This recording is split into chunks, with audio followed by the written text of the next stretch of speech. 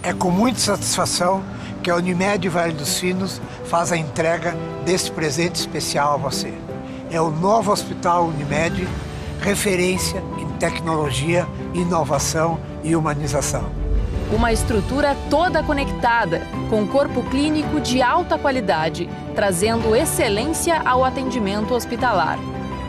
Unimed Vale dos Sinos. Cuidar de você. Esse é o plano.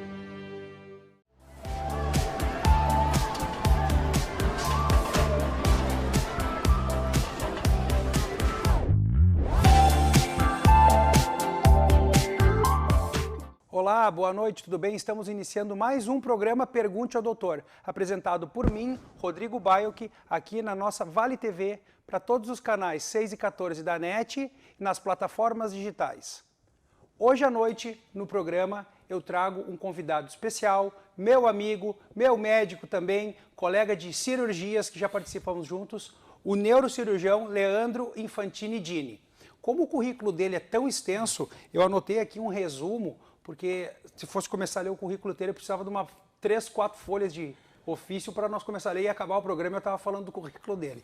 Então, Leandro Dini é neurocirurgião, foi ou é do Grupo Hospitalar Conceição, atuou mais de 20 anos, então foi MS de Neurociências pela PUC, tem certificação na área da dor pela Associação Médica Brasileira e tem mais uma outra associação lá internacional que ele também é membro, né?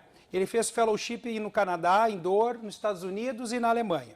Ele já foi professor do curso de medicina da Fevale e foi responsável técnico por um serviço de complexidade em neurocirurgia da região aqui do Vale dos Sinos, onde também ele é criador, né, do programa de residência de neurocirurgia. Exato. E onde, inclusive, tu foste lá voluntariamente ajudar. A gente até pode comentar sobre isso. Então, esse é o Leandro Dini, se apresenta, a câmera já está para ti ali. Boa noite, pessoal. Um prazer. Muito bem. Gente, eu trouxe o Leandro hoje aqui para falar não sobre tumores na cabeça, que as pessoas sempre pensam em coisas graves, em câncer, em morte e limitações. Não. Hoje nós vamos falar sobre um assunto que na medicina talvez ele seja pouco estudado, pouco reconhecido por alguns médicos ou até mesmo por a maioria, que é a dor. Nós vamos falar sobre dor. Como eu tenho uma especialização na dor, nós não vamos trazer aquele fato de falar de cirurgias da cabeça hoje. Hoje nós vamos falar algo mais leve, mas preocupante, porque as dores levam a quadros psiquiátricos, né? A dor leva a depressão, leva a alteração de concentração, infinidade de coisas. E a dor pode levar até mesmo ao suicídio, que é uma coisa muito grave. Então, meu amigo Leandro Dini está aqui para falar conosco hoje sobre dor. E a primeira pergunta que nos vem, então, é... Leandro, explica para o pessoal o que é dor. Bom, antes de mais nada, obrigado pelo convite, a satisfação estar aqui. E quero te parabenizar pela iniciativa, né? Eu acho que é um dos papéis sociais do médico, né, da nossa profissão, instruir as pessoas a respeito da saúde, fazer um trabalho preventivo de esclarecimento e isso realmente carece no nosso meio. Então, parabéns pela iniciativa e estou sempre à disposição aí para colaborar. Conta para o nosso público, então. Está ali a câmera para ti. O que é dor, Dini? Tecnicamente falando, né, dor é conceituada como uma sensação física e emocional desagradável que é relacionada à lesão de tecido, lesão real ou em potencial, ou aquilo que se assemelha à lesão. Então, a dor, eu comparo a um sistema de alarme, né? Vamos dizer que a gente tem os sensores periféricos, né? Numa casa, por exemplo, tem a fiação, tem a tubulação da casa e lá em cima tem no telhado tem uma central escondida de alarme, uma sirene. Deveria tocar o alarme sempre que houvesse ameaça à integridade da casa, né? Um furto, uma invasão. E esse é o papel natural da dor aguda, a dor fisiológica, a dor que contribui para a gente perceber problemas e tomar providências. Eventualmente, a dor assume um caráter crônico, independente. Então, uma dor aguda maltratada, ou em algumas situações de doença crônica, que a pessoa convive muito tempo com a dor, a causa original pode se resolver, mas a dor persiste como uma entidade própria, como uma doença. que é a dor crônica. Conceitualmente, aquela dor que se estende além de 3 meses e que, dando aquele exemplo da casa do alarme, eu explico para os pacientes, é como se o sistema de alarme tivesse desregulado. Tocou tantas vezes, tocou por tanto tempo que desregulou. Está disparando por qualquer coisa ou por nada e não tem mais invasão, não tem ninguém querendo invadir essa casa, entende? Então, se torna desregulado a fiação, a tubulação ou mesmo a central do alarme, no caso do nosso Falando em alarme, cérebro. aproveitando o assunto de dor, estamos usando como exemplo a fiação do alarme. E essa dor, esse alarme trocando por muito tempo, será que não termina a bateria um dia? Quando a Ou dor... seja, a pessoa acostumar com aquilo como se fosse do estilo de vida dela. Não, esse é um grande perigo, né? As pessoas tolerarem a dor, se acostumarem com a dor, conviverem com ela, né? Carregarem no ombro Que é como o se que fosse mais acontece, né? como se fosse um papagaio de pirata, né? E depois de muito sofrimento, de muito tempo, aí procurar ajuda, né? Isso é muito comum na enxaqueca crônica. É que a dor persistente, esse sinal frequente, ele causa um fenômeno chamado sensibilização. Então, o tecido ele fica mais reativo aos estímulos, que é a sensibilização chamada periférica, e a medula espinhal e o cérebro se tornam também alterados do ponto de vista molecular, fisiológico, que é a chamada sensibilização central. Então, há alterações, inclusive, comprovadamente anatômicas pela dor crônica. E aí, esse alarme passa a disparar sozinho e tem um agravante, né? A dor ela é também considerada um fenômeno biopsicossocial. Então, ela afeta a pessoa do ponto de vista biológico, fisicamente, afeta a pessoa do ponto de vista psicológico, né? A pessoa acaba tendo ansiedade, depressão, raiva, frustração, e em alguns casos aquela sensação até de catástrofe, né? A chamada catastrofização, e por fim tem um impacto social, Muito.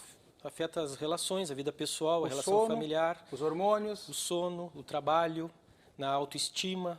Então, a dor é um fenômeno muito complexo, né? E dinâmico, é mutável. A dor não é uma coisa estagnada. A reação e os sinais de dor no nosso corpo, eles mudam ao longo do tempo. Daí a importância de não conviver nem tolerar a dor crônica por muito tempo. Ou, por exemplo, na nossa função lá de atendimento em urgência, em cirurgia, não subestimar a dor e tratar bem a dor de um pós-operatório, por exemplo. Porque você acredita que em torno de 20% dos pacientes com dor de pós-operatório maltratada ou subtratada vão evoluir para dor crônica persistente, mesmo que haja cicatrização daquele tecido que foi manipulado, né? Quando tu falaste, as pessoas podem até ficar em dúvida, para alguns pode chamar a atenção. Alterações físicas. Ao que tu te referes alterações físicas? Um lugar sempre inflamado, que o tecido vai fazer uma granulação, vai crescer ali.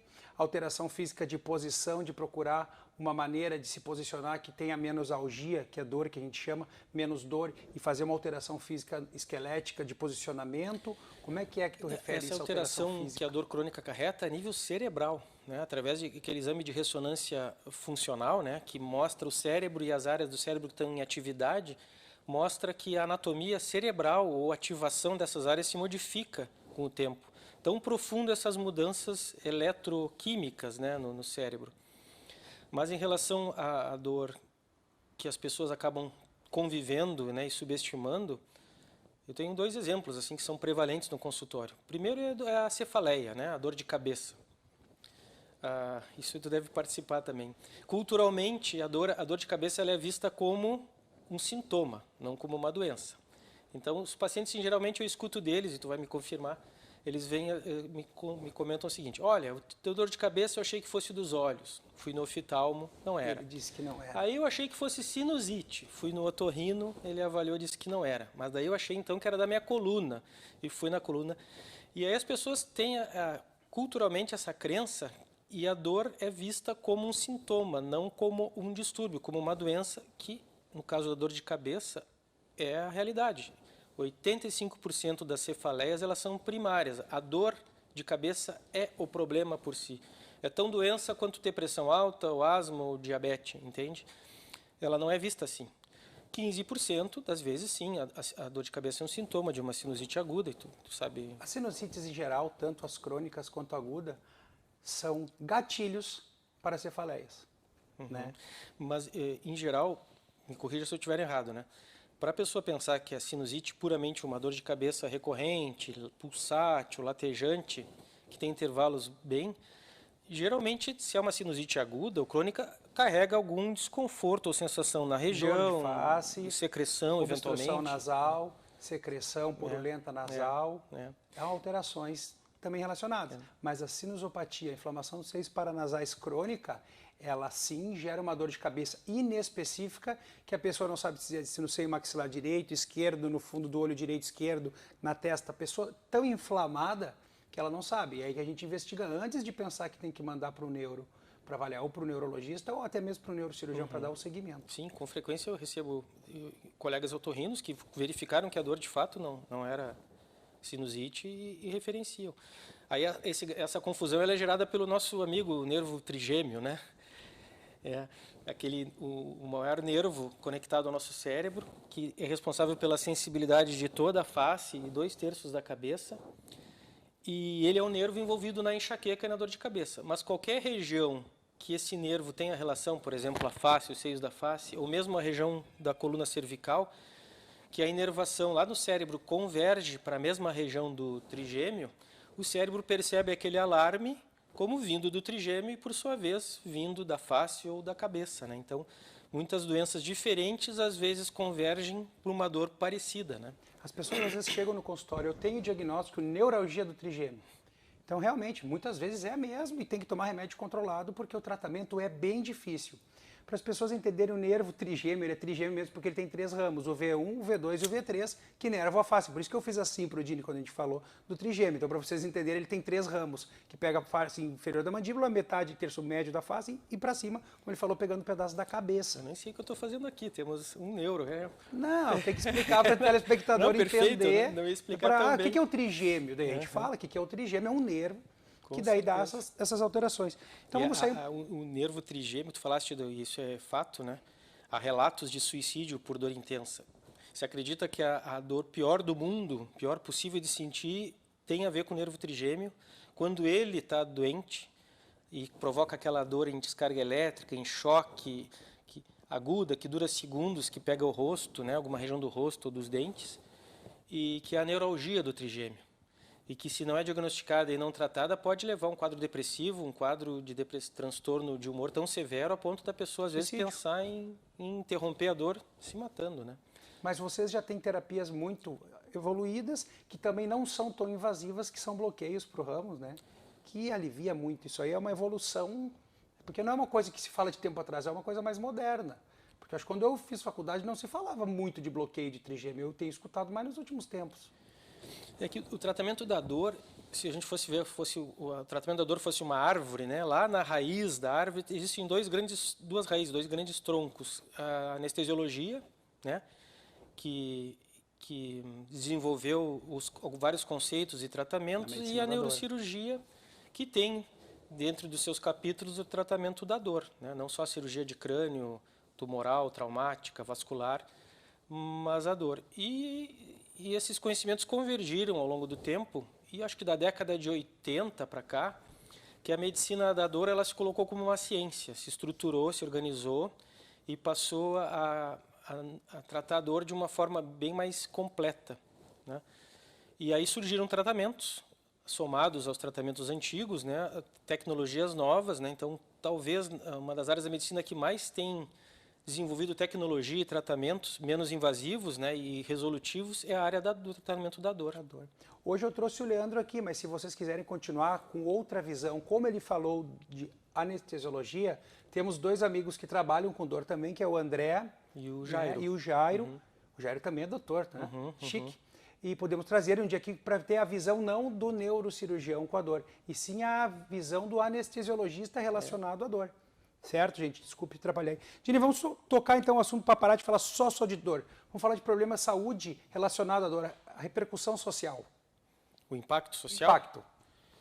Olha, o Brasil não tem estatística assim do país, né? Mas comparado aos Estados Unidos, 20% das pessoas, pelo menos, têm algum tipo de dor crônica. o impacto da dor, né, em absenteísmo do trabalho, em redução de produção de trabalho, se pudesse ser quantificado, esse impacto financeiro ele é maior do que doença oncológica e cardiovascular juntas, entende? Então, realmente, como está muito disseminada a dor por várias áreas, várias especialidades, fica difícil mensurar, né? Mas o impacto social e econômico, né, para um país é enorme. Então, se 20% a 30% das pessoas têm dor crônica, elas não vão ter plenitude de saúde, ou felicidade, ou prazer, ou disposição para trabalho, né?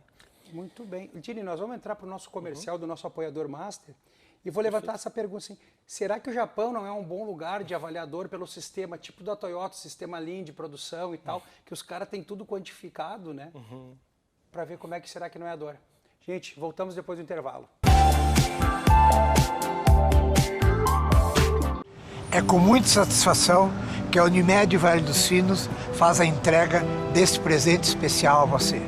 É o novo Hospital Unimed, referência em tecnologia, inovação e humanização. Uma estrutura toda conectada, com corpo clínico de alta qualidade, trazendo excelência ao atendimento hospitalar. Unimed Vale dos Sinos. Cuidar de você. Esse é o plano.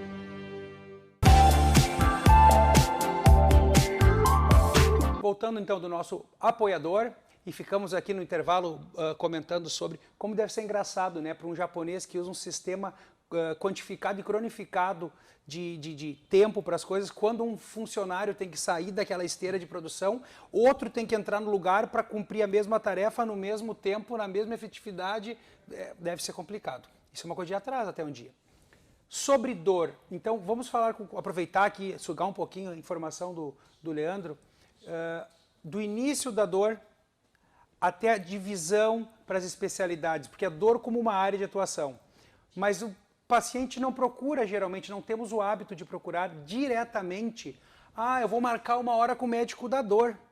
A pessoa não faz isso, eu não vejo. Geralmente é indicada por algum médico, tu vai no colega tal, que atua nessa área, tem pós-graduação nessa área, que talvez seja uma pessoa indicada para te ajudar. Fala um pouquinho para nós sobre isso, Leandro. Isso é super importante. A medicina da dor ela não é considerada pelo CFM, né, uma especialização ainda. É considerada uma área de atuação. Então, na minha prática, na minha experiência, eu sou neurocirurgião. Em relação à doença de coluna, por exemplo, havia dois extremos, né? Casos de tratamento conservador, medicação, fisioterapia, e no outro extremo, casos de cirurgia de coluna. Só que eu percebia que existia um intervalo muito grande entre as duas extremidades, um monte de paciente, de pessoas que tinham dor, que o caso não era grave a ponto de operar e que o tratamento comum, conservador, não era resolutivo. E esse leque, né, esse universo, esse limbo, a medicina da dor, como área de atuação, ela veio preencher e oferecer tratamentos menos invasivos, não radicais como a cirurgia e nem meramente conservadores. Então, essa estruturação lá vem da década de 80, do anestesista chamado John Bonica, ele que idealizou os conceitos de clínicas de dor, de abordagem multidisciplinar e bloqueios, né, regionais para a dor e tal. E a partir de lá vem desenvolvendo progressivamente e vários especialistas acabam se direcionando mais para a dor. Então, quem pode ter a atuação em dor, que pode fazer a prova, a certificação para a LMB, são várias especialidades, anestesiologia, neurocirurgia, traumato, reumatologia, clínica, entende? Então, todo profissional que quer fazer uma formação diferenciada em dor, além da sua formação original, pode fazer, pode se certificar, né, junto ao MB, mediante prova, né, inclusive aquela certificação que eu tenho já de alguns anos, foi a intervenção de dor guiado por ultrassom, que para mim abriu um leque, um universo muito interessante, porque eu fazia sempre os procedimentos guiados por raio-x, que exigem o hospital, submete a gente à radiação, à exposição, né, eu e o paciente, e o ultrassom permite fazer esses procedimentos guiados com agulha, de forma precisa e segura, e eventualmente fora, né, na própria clínica, longe do hospital. Então, gerando menos custo e menos risco. Procedimentos de dor em geral. Bom, mas como é que seria o modelo ideal, né, que se vislumbra? Seria o modelo igual ao do cardiologista. Por exemplo, se alguém tem uma dor no peito e vai numa emergência e se suspeita que seja algo cardíaco, se envolve o cardiologista. O cardiologista ele vai fazer uma anamnese, uma história, vai fazer um exame físico detalhado, vai entender a dor, vai tentar o tratamento clínico ou menos invasivo, e se ele perceber que aquele caso é mais complexo ou que não está conseguindo o resultado, ele direciona para o cirurgião cardíaco e ele direciona ou para o endovascular, que vai tratar por cateterismo, por exemplo. Imagine que a dor, a gente pudesse sempre referenciar um centro de dor. O médico que consegue entender bem a causa, esclarecer bem a dor, tratar isso de forma menos invasiva e, se perceber gravidade, direciona ao neurocirurgião, ao traumatologista. Então, esse é um modelo utópico, mas que a medicina da dor defende e busca, né? Porque acaba, como a dor ela permeia várias especialidades, todo médico, é o principal sintoma na medicina. Todo médico lida com dor, mas vai ter sempre o seu viés relacionado àquela sua área de atuação, sua especialidade, né? E o médico de atuação em dor acaba se exercitando e estudando para ter uma visão mais ampla do todo, né? E, claro, o tratamento ótimo da dor é o multidisciplinar, combina profissionais médicos e não médicos que vão atuar naquele paciente e trocarem informação, né? Então, baseado nisso que a gente estruturou, alguns anos atrás, uma clínica multidisciplinar de dor. Pode falar da tua clínica. Que é a Clínica Plural. Então, a gente tem lá um time, literalmente, para situações complexas de dor, né? Dores agudas, dores crônicas, porque a gente viu que individualmente é difícil ajudar alguns pacientes com dor complexa. E lá a gente tem uma equipe, né? Então, tem desde o psicólogo, que pode fazer terapia cognitivo-comportamental focada na dor, nutricionistas. Já estamos falando de tratamento agora, então. Perfeito. Falamos sobre a dor aguda, ele falou logo no início do programa sobre o tempo de dor aguda e a dor crônica. Esses são os dois tipos de dores. É uma classificação. De classificação. Uhum. Agora, já automático, como a conversa flui, já estamos no tratamento. Tu já está no tratamento multidisciplinar. Então, desculpa eu ter te cortado, tu fala do multidisciplinar e vou pedir que tu voltes e dê específico tratamentos de dor na área de atuação, desde as infiltrações, que são bloqueios, cauterização, enfim. Perfeito. A dor aguda é um sintoma de uma doença. Então, todo médico na emergência vai lidar porque vai detectar a causa da dor, vai tratar a causa e elimina a dor, porque a dor é um sintoma. Na dor crônica, a dor tomou uma proporção independente, né? E o tratamento da dor crônica ele é multimodal, ele exige várias terapias associadas. Eu sempre comparo a fazer uma parede de tijolos. Se quer fazer a parede correta, tem que usar vários tijolos. Nenhum tijolo é mais importante que o outro e precisa combinar todos para ter o resultado. Então, o tratamento da dor crônica, às vezes, envolve psicoterapia, a avaliação nutricional para uso de nutracêuticos, né, que é um assunto interessante até para em outra oportunidade de debater. Uma dieta não inflamatória. Dieta não inflamatória. Fisioterapia especializada, diferenciada. Reabilitação. Técnicas de bloqueio, de analgesia para o bloqueio de nervos ou de tecido desenvolvido na dor.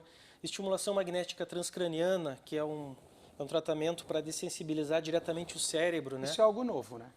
É algo novo que saiu da ciência básica e agora a gente usa na rotina, que a gente, indicando bem, tem ótimos resultados, né? Trata a dor crônica e dessensibilizando, trata a ansiedade e a depressão relacionadas à dor.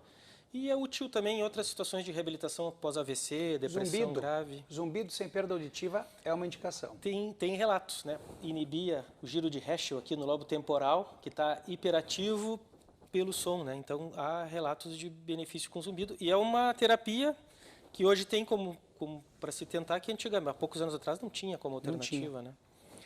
E para finalizar, assim, a medicina da dor ela tem como pilar 3 coisas, né? São procedimentos, em geral, guiados por imagem, ultrassom, tomografia, raio-x, para a gente ter precisão e segurança. Esses procedimentos, a maioria deles são percutâneos, com agulha, e a gente se vale muito dos bloqueios testes diagnósticos, né? Porque se eu suspeito, por exemplo, que a origem da dor na coluna não é aquela hérnia que aparece no exame, mas é uma artrose, é uma dor muscular, se eu faço um bloqueio naquele local e a pessoa melhora da dor, eu confiro, né, um bloqueio teste, que além de teste é terapêutico. Então, é uma doença, assim, é uma área que a mim motiva muito, né? Estimula a estudar, se atualizar. Cada paciente é um universo, né? Tu sabe bem disso. E a gente tem que tentar ter uma visão... Cada pessoa é um universo. Cada pessoa, né? É. Que tem a sua bagagem, né? Inclusive, a dor, ela traz isso, né? A dor traz, como tem um caráter afetivo e reacional, nosso passado, a nossa religiosidade, nossas experiências prévias, até a nossa infância influencia na dor de cada um, né? Se a gente se machuca aqui no mesmo local, do mesmo jeito, a gente vai sentir e reagir de forma diferente. Cada né? vez diferente, né? Podemos fazer, então, uma relação da dor diretamente com a neurocirurgia, então, não como área de atuação. Uma relação que tu possas aproveitar a tua área que tu tem extra de atuação, que é a dor, com a tua especialidade mesmo, que é ser neurocirurgião, que aborda, que abre cabeça, enfim. Obrigado pela pergunta, é muito interessante falar a respeito. A neurocirurgia sempre lidou com dor, mas de forma mais complexa. Por exemplo, um tumor, uma fratura de coluna, uma cirurgia complexa relacionada. Uma lesão no crânio que cause dor, uma cirurgia. Mas tem um capítulo da neurocirurgia que a gente tenta fazer uma neuromodulação. Então, por exemplo, se o paciente tem uma dor crônica de um membro, de um segmento, a gente pode colocar um eletrodo junto da medula. Esse eletrodo cria uma corrente elétrica que bloqueia a passagem elétrica do estímulo de dor e é implantado na pessoa um pequeno gerador, como se fosse um marca-passo de impulsos diretos sobre a medula para bloquear a dor. É a neuromodulação medular. Existem cirurgias que se pode excepcionais, né, mas que se pode colocar eletrodos sobre a meninge que cobre o cérebro, para também, da mesma forma, por estímulo elétrico, interromper a recepção do cérebro da dor, do estímulo doloroso. Existem cirurgias... um feedback negativo? Porque o tálamo, que é um centro de dor, ele ativa o córtex que interpreta a dor. A gente conscientiza a dor muito na área da córtex, da superfície cerebral. Então, fazendo o estímulo elétrico do córtex, a gente tem um efeito contrário de inibir o tálamo, onde chegam os impulsos dolorosos, como se a gente criasse uma barreira ou fechasse uma porta, né? E existem as cirurgias ablativas, né? Nesse ponto que tu falas, é importante lembrar, é mais ou menos aí que entra também a atuação dos analgésicos. Os analgésicos, o tratamento da dor, a gente tem... Só que eles têm um tempo curto, mas não é por aí, ele entra para bloquear esse... Tem várias etapas que a gente pode tentar bloquear a dor. A gente pode usar o anti-inflamatório para a dor do tecido. A gente pode fazer bloqueios analgésicos em nervos com anestésicos para tratar o nervo que traz a informação. A gente pode fazer tratamento sobre a medula através de bloqueios peridurais, né, muito usado em hérnia de disco, e eletrodos para interromper a tubulação, o sinal que sobe pela tubulação, né, comparado à medula. E tratamentos que podem agir direto, mas eu falo medicamentos, inclusive. Analgésico via oral, ou mesmo injetável. Analgésicos anti-inflamatórios são ótimos para dores agudas ou agudização piora em pacientes com dor crônica. Tem que se cuidar para não abusar de analgésico e anti-inflamatório, porque os anti-inflamatórios, por exemplo, trazem risco ao estômago e ao rim. E os outros analgésicos, eles podem perpetuar a dor. É muito comum, por exemplo, pacientes com dor de cabeça que se automedicam e abusam de analgésico. E existe, inclusive, a cefaleia causada por abuso de analgésico. Tini, é incrível como o tempo passa. Pessoal, eu vou deixar aqui, ó, nosso tempo já está esgotando, o nosso programa de hoje está voando. Tu vê que o assunto é extenso, é complexo e é interessante. Antes de terminar o programa e deixar as considerações do Leandro, do meu colega Leandro Dini, eu quero que você fique atento sobre o sintoma de dor. Procure um médico que ele, dentro da sua experiência, vai conseguir lhe direcionar para um melhor tratamento, se precisar para algum outro colega de especialidade, incluso quem faça a atuação da medicina da dor. Dini, por favor, eu te agradeço de coração, deixa as tuas considerações aí, os teus @ para te seguirem e a câmera é toda tua. Perfeito. Só comentando, eu e o Rodrigo, a gente atua eventualmente junto na cirurgia, em algumas cirurgias de base de crânio que envolvem a glândula hipófise, tumores, porque os otorrinos, né, o Rodrigo e o colega Eduardo, eles nos dão muitas vezes o acesso por câmera até a base do crânio para que a gente alcance a região do tumor. Então é uma satisfação quando a gente consegue trabalhar junto, né? Sobre a dor, a mensagem que eu deixo é o seguinte: não convivam com dor. A dor crônica, quanto mais tempo se sente ela, mais difícil de se livrar dela. Então, não tolerem a dor crônica, procurem ajuda e muita atenção para aquela dor que surgiu, que é nova, que tem um caráter persistente, que tem um caráter progressivo, que surge mesmo em repouso e qualquer outro sintoma associado também novo que associa a dor é um sinal de alerta e não se deve subestimar a dor e toda dor tem algum tratamento. Deixa teu @ aí para nós terminarmos. Leandro Dini, né? plural Clínica da Dor, Leandro Dini é o meu endereço lá no Instagram. Eu não sou muito bom nisso, né? Tenho Instagram, tento passar informação, mas acho que pesquisando é fácil achar. Gente, mande suas dúvidas. Agradeço pela paciência. Até o próximo programa. Boa noite. Tchau, tchau. Boa noite.